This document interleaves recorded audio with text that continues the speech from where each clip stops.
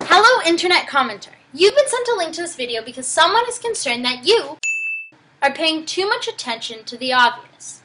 I mean this in a way that the world is reshaping and reconstructing patterns of social interdependence in every aspect of our personal lives, and you are too busy being caught up in the words and content of the media instead of the actual fact that the media is changing every aspect of our world. This idea that I'm talking about is McLuhan's understanding of media. McLuhan says that the medium is the message. But what does this mean, and how does it possibly relate to our everyday lives? Well, first, we should probably break down what the medium means. Many people presume that the conventional meaning for the medium refers to the mass media of communications. You know, radio, television, the press, the internet. But McLuhan goes a little bit further to tell us that a medium is essentially any extension of ourselves. Okay, so I probably lost you again. An extension of ourselves is anything that enables us to do more than our bodies could do on their own. They extend or amplify some part of the human body which alters the way we think and act. Get it? Let me give you an example. He explains a book as an extension of the eye, in the way that a book allows us to see more than we can normally see in our daily lives. They put us into worlds and realities that we typically wouldn't be able to relate to or essentially see. A book is the extension of the eye because, unlike the television that requires the entire nervous system to participate, books teach us to look at what is being said and not to listen or to feel. So mediums change the way we think and act, which is true when we look at our changing paradigms. We used to live in a world where agriculture and the extraction of raw materials dominated the economy, but now we live in a new informationalized paradigm. We have replaced almost every aspect with cybernetic intelligence of information and communication technologies. We often see this when we study our current society and how we interact and behave. Let's take a look at the internet. The internet, as our medium, changes the way we think and act because it interacts with humans in a just-in-time manner. This begins to impact our environment since we now have the capability to have any knowledge at our fingertips. Really, it has an unlimited number of effects on the way we think and act in our perceived world. For instance, people used to have to seek physical medical attention if they felt sick or ill, but now can just search the internet to self-diagnose. The instantaneous world of electric information media involves all of us, all at once. No detachment or frame is possible. So really, a person can just seek medical attention, attend school, interact with others, and even go shopping, all with one single technological device.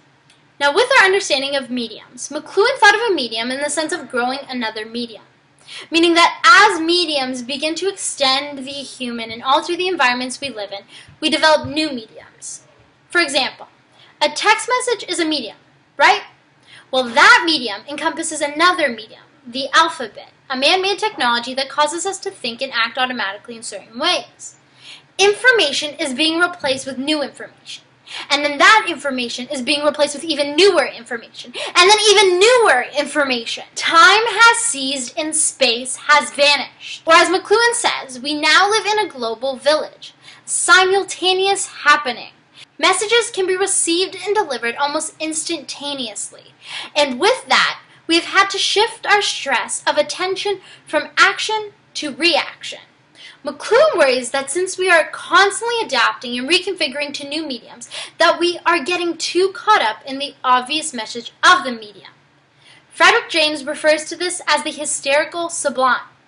New technologies or mediums constantly exceed the capacity of the human concept to grasp either its particularity or generality. And we are therefore too caught in the awe of the awesome capabilities of the new technological advancements to analyze the greater meaning of its effects. Now, as McLuhan explains, the sublime distracts us from seeing the potential effects and ultimately leaves us unprepared for the consequences that it awakes.